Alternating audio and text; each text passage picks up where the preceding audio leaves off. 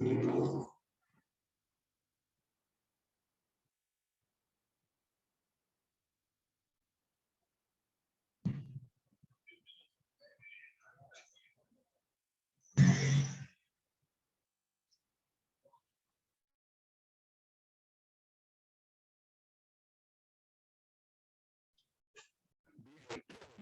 tardes, vamos a iniciar. Pues los demás, los otros dos que se incorporen en el momento que lo puedan hacer. Por ahí les mandé este material el lunes pasado porque lamentablemente pues no se pudo instalar la reunión. Yo entiendo, quiero aclarar ese punto, yo entiendo, estamos en época de cierres y eso pues implica dedicar un tiempo adicional al que normalmente tenemos y entiendo pues que la mayoría, si no es que todos los miembros de este grupo trabajan en áreas relacionadas con contabilidad, sino que en contabilidad propiamente dicho. Pero sí es importante la comunicación, ¿verdad? Cuando usted no puede estar en la clase, me extraña porque siempre lo hemos hecho así. Cuando usted no ha podido en otras materias que yo les he impartido, me mandan a decir en el WhatsApp, mire, licenciado, no voy a poder estar, pido permiso. No porque sea tan importante el hecho de que yo lo sepa, sino porque puede pasar lo que ocurrió el lunes pasado, que quizás todos tenían algún compromiso, algún atraso, no pudieron conectarse y pues la reunión no se pudo dar. Ahora, vamos a hacer una estrategia, compañeros. Cuando haya este tipo de situación, espero que no se vaya a dar de nuevo. De todas maneras, como la clase se va a grabar, entonces, si en un dado caso solamente está Erika, solo don Mauricio, solo Claudia o solo Enrique, o solamente hay dos, de todas maneras la clase yo la voy a grabar, la voy a subir a YouTube y pues el que no pudo estar pues puede de alguna manera consultarla. Lo mismo va a ocurrir si no están los cuatro.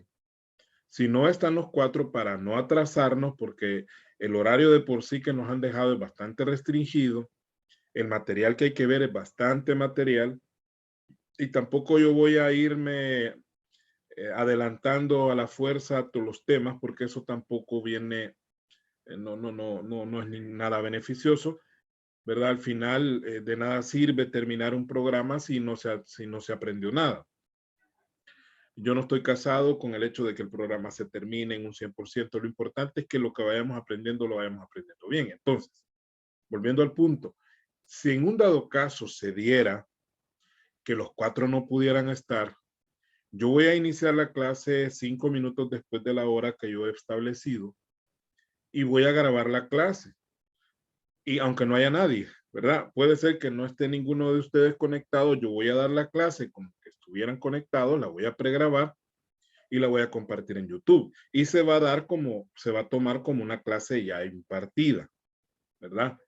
Para no atrasarnos, porque si no, vamos a ir o sea, por ejemplo, si hubiera hecho eso la clase pasada, yo hubiera subido el video y únicamente hubieran quedado algunas dudas por ahí que alguien pudiera haberme consultado, pero lo vamos a hacer de aquí en adelante.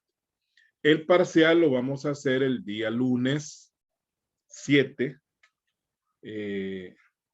7 de marzo, que es el día que corresponde. Va a ser a través de un enlace y el material que va a entrar es lo de esta clase. Todo lo que veamos en esta clase va a salir en el parcial del día lunes, que va a ser a través de un enlace de formulario de Google, como ya lo hemos hecho en otras veces, porque todo sería teoría, ¿no? Entonces, así vamos a hacer el parcial, porque también tenemos la nota de laboratorio. Entonces, ahí se va a desquitar 2 notas. Así que prepárese bien. Yo le voy a enviar ahora el material, si es que logramos ver la segunda parte, la otra diapositiva que me falta, también se la voy a enviar para que usted la pueda leer. Y lo haríamos siempre a las 6:30, se manda el enlace y a las 8 se cierra el enlace para que tengan el tiempo que la universidad destina para hacer el parcial, ¿verdad?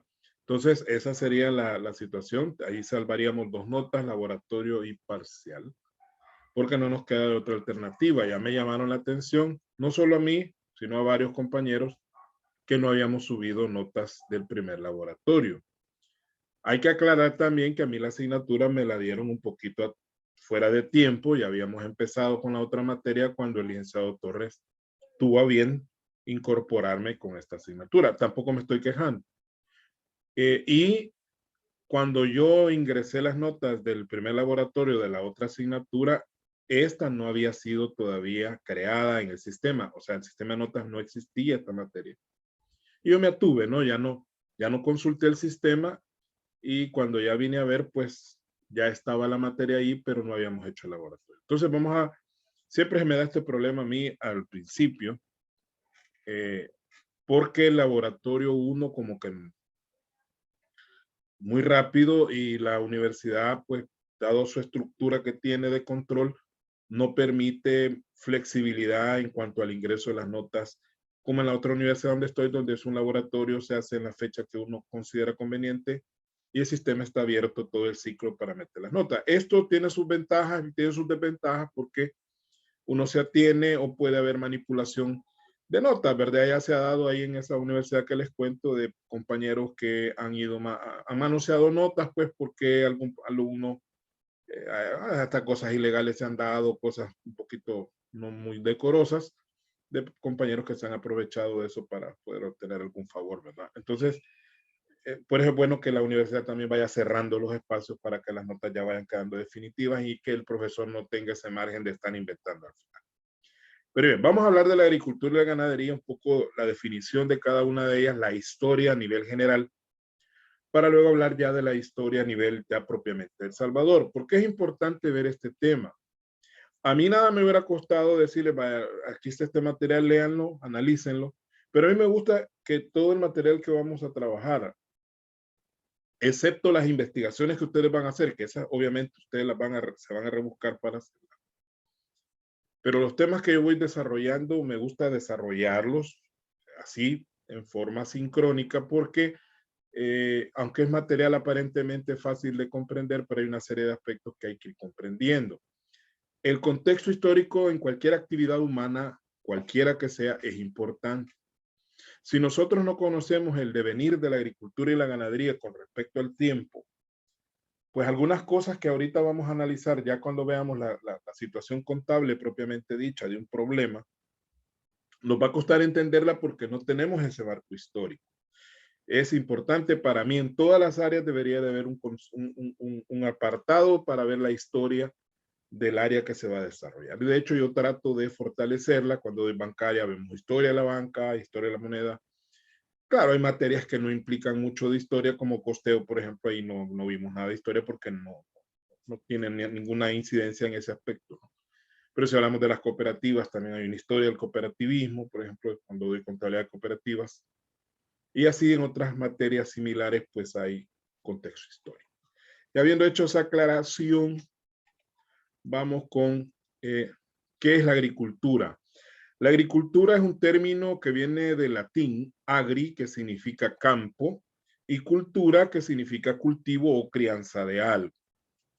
Entonces es el conjunto de actividades económicas y técnicas, porque la agricultura combina ambos elementos. Hay un elemento económico de por medio. Nadie se va a poner a sembrar o a criar animales solo porque es un hobby o porque le gusta hacerlo. La mayoría, ¿verdad?, lo va a hacer porque de ahí puede obtener una rentabilidad, un ingreso, un rendimiento. Y actividades de tipo técnico, obviamente, porque no cualquiera tiene las habilidades y las competencias suficientes para poder cultivar algo o crear un animal. De ahí que hay una gran cantidad de conocimiento técnico que ha venido acumulándose con el transcurrir de los años y que ha ido mejorando las técnicas de cómo se cría o cómo se cultiva. Relacionadas con el tratamiento del suelo, porque eso en primer lugar, la agricultura tiene que ver con el tratamiento del suelo. No todo suelo es apropiado para sembrar, hay que prepararlo, hay que fertilizarlo, ¿verdad? Hay toda un área dentro de la agronomía que se llama la edafología, así se llama, edafología, que se encarga del estudio de los suelos. ¿Verdad? Los agrónomos les enseñan esa área de edafología para que ellos estén conscientes de cómo está constituido el suelo, cuáles son los nutrientes que tiene cada tipo de suelo, cómo podemos enriquecer un suelo que le falta determinado determinado tipo de nutriente. Hay cultivos que enriquecen ciertos nutrientes en el suelo y hay cultivos que hacen que el suelo pierda ciertos nutrientes. La rotación de cultivos, que es otra técnica que se utiliza mucho, que el hecho de estar sembrando un año un cultivo, otro año otro cultivo diferente, ¿para qué? Para que el suelo le dé tiempo de ir renovando. ¿Por qué? Porque cada cultivo absorbe cierto tipo de elementos del suelo, llámese potasio, fósforo, nitrógeno. Entonces, al ir rotando los cultivos, que es una técnica de agronomía, se busca que el suelo se reponga de lo que se ha consumido por este cultivo y se enriquezca con otro cultivo, ¿no? Luego la parte de que hay cultivos que se mantienen de manera simbiótica. La simbiosis es cuando hay un cultivo que depende de otro y viceversa, hay una contribución entre ambos. En el caso de nuestro país, lo más común es el caso del maíz. El maíz tiene una relación simbiótica con el frijol se siembra prácticamente dentro de la milpa y hay una relación simbiótica, es decir, el maíz contribuye al frijol y el frijol al maíz. Y el cultivo de la tierra para la producción de alimentos, más que todo alimentos, aunque hay que aclarar que también la agricultura y sobre todo últimamente la agricultura está siendo utilizada para también producir muchas materias primas para otras industrias. De hecho, siempre ha sido así. Y es uno de los temores que hay, por ejemplo, que los famosos biocombustibles, que son a base a veces de maíz, por ejemplo, hay un biocombustible a base de maíz, y eso pone en riesgo de que el maíz ya no se cultive para alimentos, sino que se cultive para combustible y eso haga que se encarezca. Comprende todo un conjunto de acciones humanas que transforman el medio ambiente natural. Obviamente la agricultura tiene un impacto en el medio ambiente, de eso no vamos a hablar mucho en la materia, ¿verdad? Pero sí hay un impacto ecológico que hasta la actualidad muchos tratan de ignorar y que no tiene mayor importancia, pero sí se está viendo, por ejemplo, los mantos acuíferos están escaseándose, ya no hay agua, porque el uso intensivo de la tierra para la agricultura la empobrece en cierta medida, porque se acaba todos esos elementos, esos componentes que tiene, esos componentes químicos, se hace un abuso de ellos y por lo tanto la tierra se empobrece. Y eso genera que prácticamente la tierra se vuelve inservible. Ahora bien, las acciones relacionadas son las que integran el llamado sector agrícola. Todas las actividades económicas que abarca dicho sector tienen su fundamento en la explotación de los recursos que la tierra origina, favorecida por la acción del ser humano. Alimentos vegetales como cereales, frutas, hortalizas, pastos cultivados y forrajes. Fibras utilizadas por la industria textil, y cultivos energéticos. Es que toda la variedad que la agricultura permite producir. Dentro de la estructura de la economía en general, la producción de bienes y servicios se divide en 3 sectores. Y quiero aclarar esto porque más adelante vamos a retomar esto. El sector primario, el sector secundario y el sector terciario. Entonces, el sector primario está abarcado más que todo por la agricultura y la extracción de minerales. Eso es lo más fuerte del sector primario. El sector secundario es el sector industrial, o sea, el manufacturero, fabricación de cosas. Y el sector terciario es el comercio y servicios, que es el sector que en los países subdesarrollados es el que consume mayor cantidad de mano de obra. O sea, el sector servicios, el sector comercio. Entonces son los 3 sectores: sector primario, agricultura y extracción; sector secundario, industria, o sea, manufactura; y el sector terciario, que es comercio y servicio. Entonces, la agricultura estaría dentro del sector primario. Y como usted puede ver, la variedad de productos que se generan a través de la agricultura van desde alimentos como los cereales, frutas, hortalizas, se produce pasto para el ganado y forraje también para el mismo ganado, y las fibras, que pueden ser fibras finas y fibras burdas. Eso lo vamos a ver más adelante. Las fibras finas, como por ejemplo el lino, el algodón, que sirven para, más que todo, para fabricación de ropa, y las fibras burdas, en las cuales tenemos el enequén o tenemos, por ejemplo, el maguey, que sirven para eh, eh, fabricar lazos y ese tipo de cosas, ¿no? Fibras, se le llama fibras burdas. Fibras finas, repito, voy repitiendo algunas cosas que no están en la diapositiva para que las vayan anotando. Las fibras finas, que son más que todo para confección de ropa, naturales obviamente, porque también hay mucha fibra sintética, que eso le ha dado un golpe también a los cultivos relacionados con estas fibras, porque ya fibras como el algodón, el lino, que son naturales, van quedando un poco relegadas por las fibras sintéticas, que son mucho más baratas. No es que sean mejores, sino tal vez son más resistentes, como el poliéster, que ni siquiera es fibra, sino que lo sacan del petróleo, es plástico prácticamente, y las fibras naturales son un poco más caras, ¿no? Y son más finas, obviamente. La agricultura también incluye una demanda global del ramo y el servicio de la alimentación mundial, que hasta ahora se han puesto a pensar en eso. Vamos a ver que en nuestro país se le descuidó la parte de la producción de alimentos, que es la parte fundamental. Ahorita que estamos con este conflicto Ucrania-Rusia, hay una gran preocupación porque Ucrania es uno de los grandes productores de maíz, trigo, que son dos elementos fundamentales para la alimentación, no solo humana, sino también animal, ¿verdad? Entonces, porque el tipo de maíz que producen es el famoso maíz amarillo, que lo usan más que todo para darle de comer al ganado y a los cerdos y otro tipo de especies. Entonces, depende en gran medida del clima, eso es un hecho. Ese es otro fenómeno que está afectando a la agricultura, que es la parte de las inundaciones y las sequías. O está seco o se inunda. No estamos en un punto medio como deberíamos estar, y eso genera genera un problema, sobre todo en estas últimas décadas, de producción, ¿verdad? Porque las cosechas se echan a perder, ya sea por una cosa o por la otra. Y de las técnicas para poder hacer la tierra fértil, que es la parte del uso de ciertos elementos químicos para enriquecer el suelo, porque aunque el suelo puede producir cierto tipo de componentes, pero a veces no son suficientes para la cantidad de cultivos que se pretende sembrar. Entonces hay que enriquecer el suelo a través de los famosos fertilizantes. Conserva su origen en la propiedad privada y en la explotación de la tierra entregada a familias para poder establecerse. La base de la agricultura es la propiedad de la tierra, que en la mayor parte de los casos es propiedad privada, es decir, a la gente se le asignaba tierra para que pudiera subsistir.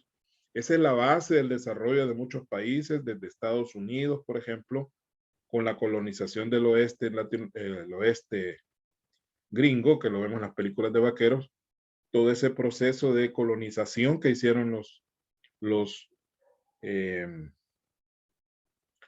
los colonos ingleses, que viajaron desde la costa este de Estados Unidos hacia la costa oeste, como California, Nevada, Washington, etc. Bueno, vamos un poco más rápido. Y dice al final, pues, que es una actividad de gran importancia estratégica como base fundamental para el desarrollo autosuficiente y dinero de las naciones. La ciencia que estudia la práctica de la agricultura se llama agronomía. Entonces, la agronomía es la ciencia que se encarga del estudio de la agricultura. Y aquí hay una palabra interesante que es autosuficiente, o también llamada autosustentable, autosostenible. La agricultura, para que sea rentable, debe ser autosostenible, lo cual significa que no debe requerir de tanta inversión para que esto se genere. Hoy, en la actualidad, pues se habla de otro tipo de técnicas agrícolas un poco más eficientes para minimizar el uso del agua. Por ejemplo, el riego por goteo. El riego en sí es una actividad, es una práctica más bien, ¿no? Es una práctica que se ha utilizado durante mucho tiempo. Los egipcios esperaban que se desbordara el río Nilo y que cuando el río retrocedía dejaba todas esas parcelas que había inundado, las dejaba fértiles y ya podían sembrar. Era un tipo de riego natural, pero también en nuestro país existe el riego por aspersión, por ejemplo, que es el riego a través de un sistema hidráulico de cañería y que eso genera los famosos aspersores que tiran el agua al cultivo. Pero en Israel, que es un país que tiene una gran cantidad de terrenos áridos, han logrado descubrir ciertas técnicas que permiten el riego a base, le llaman riego por goteo, porque se ha descubierto que el riego así por aspersión o por regadío, como se hace también, se hace un rillito en medio del cultivo, ese es muy ineficiente porque la mayor cantidad del agua por ejemplo, en el caso del riego por aspersión, un gran porcentaje del agua que se utiliza se pierde a través de la evaporación y una menor cantidad de esa agua se aprovecha en el suelo. Entonces el riego por goteo es irle dando al suelo la cantidad de agua que realmente necesita, minimizando la evaporación y se consume muy poca agua. O los cultivos hidropónicos, que son otras técnicas que existen que ni siquiera necesitan tierra para cultivar. Se utiliza una especie de material de corcho y los nutrientes se echan en agua y las raíces están en el agua y de ahí absorbe la planta esos nutrientes. Entonces son diferentes técnicas que se utilizan en la agricultura. Bien. Veamos la historia de la agricultura un poco rapidito. A nivel general, ¿no? La agricultura comenzó una vez que las personas plantaron hierbas por sus semillas o granos en el cercano oriente, en Guangdong, China, y en Latinoamérica, aquí en la parte donde estaban los incas, los aztecas y los mayas. Y tal vez plantaron verduras de raíz en Perú e Indonesia. Es decir, en Perú, recuerde que de ahí es originaria la papa, que es una raíz. Entonces, no podemos decir que la agricultura se originó en una parte específica del mundo. O sea, en varios lugares del mundo y de manera simultánea se dieron estos esfuerzos. Era imposible que en otras latitudes no hubiera agricultura si ya había aquí, ¿no? De alguna manera fueron descubriendo por diferentes razones la agricultura en diferentes partes. El creciente fértil, cuando decimos el creciente fértil, es un área que también le llama la media luna fértil, que abarca desde lo que es el Mesopotamia, que está allá en las zonas de Irak e Irán, el norte de Turquía, pasando por el norte de Palestina, ahí por donde está Siria, el Líbano, la parte norte de Israel, Jordania, hasta llegar a el Valle del Nilo en Egipto. Toda esa parte se considera la creciente fértil. También en la India, también ahí surgieron también algunos cultivos. Entonces ahí es donde se desarrollaron inicialmente la siembra y cosecha hidráulica de plantas. Hidráulica pues a través del uso del agua que habían sido recogidas previamente en la naturaleza. Entonces, recuerden que la primera actividad agrícola, que no es agrícola propiamente dicho, que el hombre hizo fue recolectar frutos, ¿no? Por donde iban pasando, como eran nómadas, iban cortando manzanas, cortando mangos, lo que fuera. Y en algún momento ellos empezaron a guardar las semillitas de esos productos que cortaban y en algún momento a alguien se le ocurrió sembrarlas y así fue como descubrieron la agricultura, lo cual cambió de una estrategia ¿cómo se llama? De nomadismo a sedentarismo, ¿no? Que es cuando el hombre ya se empezó a establecer en ciertos lugares porque tenía que cuidar los cultivos. El desarrollo independiente de la agricultura se produjo en el norte y sur de China, en el Sahel de África. El Sahel de África es la parte sur, después está el desierto del Sahara, al norte de África, donde están países como Marruecos, Argelia, Libia, el mismo Egipto, Túnez. Hacia abajo está Kenia y ahí va Ghana y otros países, Nigeria, que ya es la parte selvática o de la sabana, que le llaman, que es como una especie de pastizales donde se crían los leones, los antílopes y todo eso. Ese es el Sahel, la parte sur. En Nueva Guinea, que es la parte de Oceanía, y en varias regiones de las Américas como México, Centroamérica, Perú, que son lugares donde se dio también la agricultura. Los 8 cultivos llamados fundadores del Neolítico de la agricultura. ¿Cuáles son estos 8 cultivos fundadores? Esto no es necesario que se lo aprenda, solo que lo oiga, lo conozca. Son 8 cultivos de los cuales hay 3 cereales, 4 leguminosas, que las leguminosas son las familias de los frijoles, y una fibra, que se consideran que son los primeros cultivos que se dieron en la antigüedad, cuando el hombre ya entró en el neolítico, que es la parte donde el hombre ya empezó a hacer herramientas de piedra, ¿verdad? Porque luego viene la edad de los metales, que ya es otro pisto, ¿no? Ya es la edad antigua. Entonces, esos 8 cultivos eran pues el farro, que es una especie de trigo antiguo que todavía se cultiva en algunos lugares, se llama farro. El trigo propiamente dicho, que es como el trigo moderno, y la cebada, que era el otro cereal que se cultivaba originalmente en el Neolítico. Esos son los 3 cereales. Las 4 leguminosas que repito, ¿no? Los cereales eran el farro, el trigo y la cebada. Las leguminosas que eran las lentejas, los garbanzos, la lenteja dijimos, garbanzo, las habas y los guisantes. Eran las 4 leguminosas. Repito, eran lentejas. Las lentejas, los garbanzos, los guisantes y las habas, que son los mismos frijoles. Es un tipo de frijol, no es el mismo frijol que nosotros consumimos. Y la fibra, que era el lino. El lino es de las primeras fibras que o sea, esas son como las evidencias históricas que ya había agricultura en esa época. Los 8 cultivos fundadores, que son los que acabo de mencionar.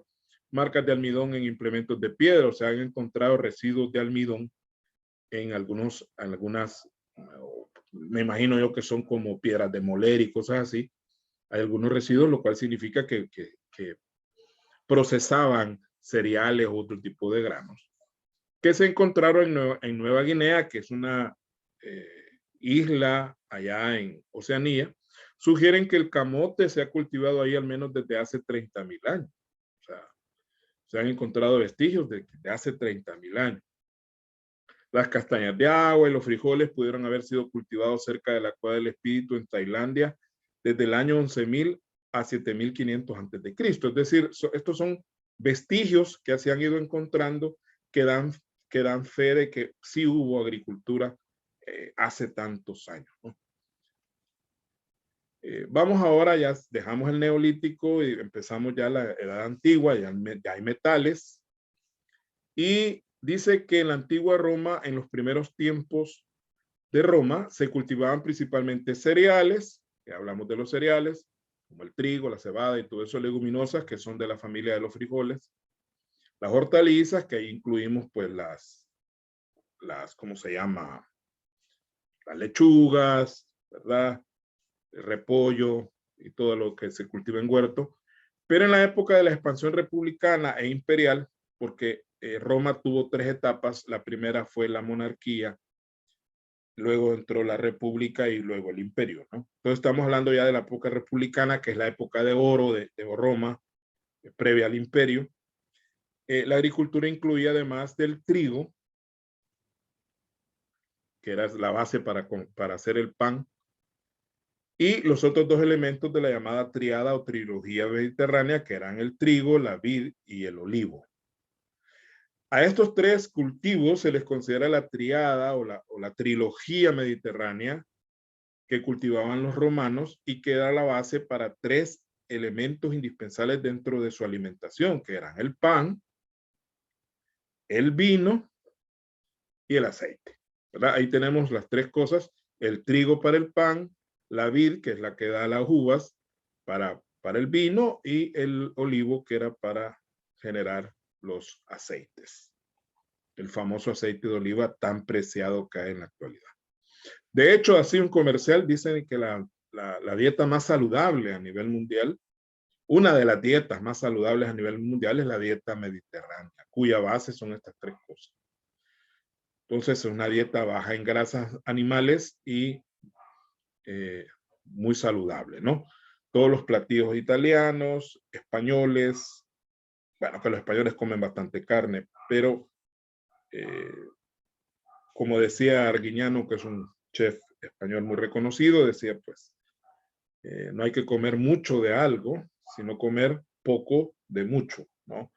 O sea, nosotros en El Salvador, por las mismas condiciones socioeconómicas, comemos mucho de ciertas cosas. Por ejemplo, arroz. El arroz lo consumimos en grandes cantidades, porque con eso nos llenamos. La gran platadota de arroz y el pedacito y un choricito, con unos 2 choricitos con tomate, pero la mayor parte del arroz, más la tortilla, que es más carbohidrato, ¿no? Y si es posible, nos comemos una papa. En cambio, la cultura europea, la idea es comer poquito de muchas cosas.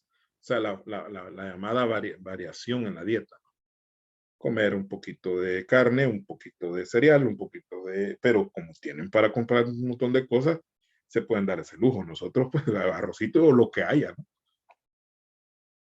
Y prácticamente arroz lo comemos casi todo el día, porque comemos pupusas de arroz en la mañana, ¿verdad? En la mediodía comemos algo con arroz y en la tarde casamiento, ¿no? Entonces de ahí siempre no salimos del cereal y la leguminosa, que en este caso sería el frijol.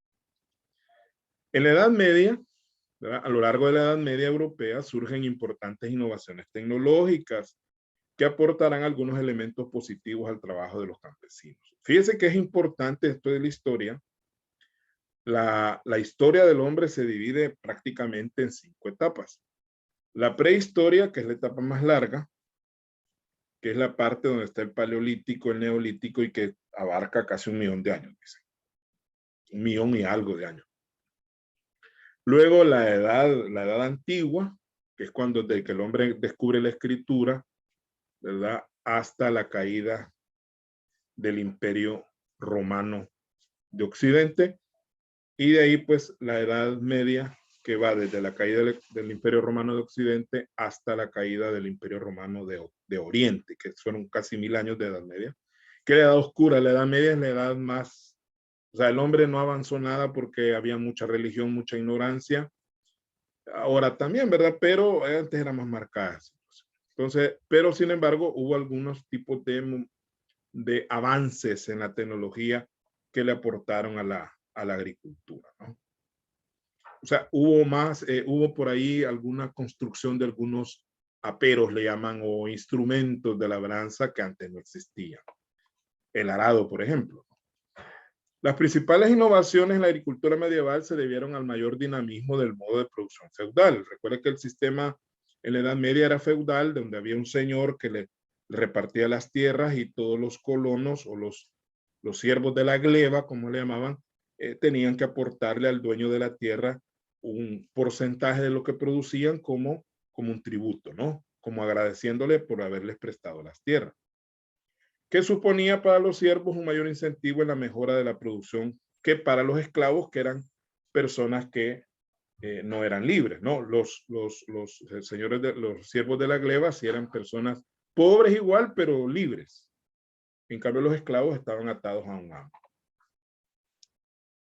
Las partidas de Alfonso X de Castilla, que son los documentos reales de esa época, definen a los campesinos dentro de la sociedad estamental como los que labran la tierra, hacen, es ahí quiere decir, y hacen en ella aquellas cosas por las que los hombres han de vivir y de mantenerse. Así define Alfonso IX, rey de España o de Castilla, a los campesinos.